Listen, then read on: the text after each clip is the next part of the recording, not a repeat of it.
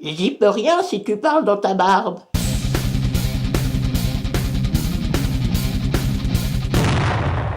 La surdité est une pathologie caractérisée par une perte du sens de l'ouïe ou audition à des degrés variables. Que ce soit par l'usure du temps, accidentelle ou par une déficience de naissance, la surdité a la fâcheuse tendance de couper l'individu du milieu qui l'entoure. Le langage se complexifie et l'interaction sociale demande une certaine adaptation. De toute façon, les sourds et moi, on n'arrive pas à s'entendre. Hein?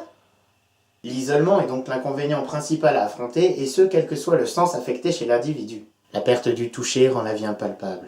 Perdre la vue nous ferme les yeux sur la beauté du monde.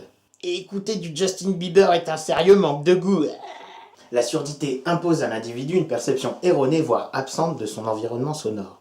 De la voix de ce qu'on aime, de la musique, des dangers environnants, des fréquences électroniques, ou même du volume de notre propre voix. Face à toutes ces difficultés, l'entourage ne se rend pas forcément compte de l'isolement perçu. L'agacement de devoir répéter. Le fait de devoir parler sur un ton plus aigu. L'agacement de devoir répéter. L'agacement de devoir répéter. Non, je disais l'agacement de devoir répéter. Et peu importe l'âge qu'on a, la surdité est un handicap duquel il faille s'accommoder. Comment ? Peu d'entre vous le savent peut-être, mais les sourds et malentendants possèdent une réelle communauté solidaire qu'il est plaisant de côtoyer et de connaître. Des bars ou des lieux culturels accueillent tout le monde dans le silence le plus total. Remplaçant ainsi le handicap par un réel atout social, ces lieux sont à mes yeux le contexte le plus à l'écoute des relations humaines et où personne ne fait la sourde oreille aux gens qui l'entourent.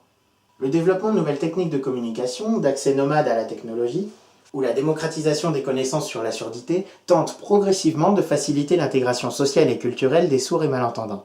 Qui ça ? Peu importe nos déficiences ou nos handicaps, il existera toujours une voix pour nous faire entendre.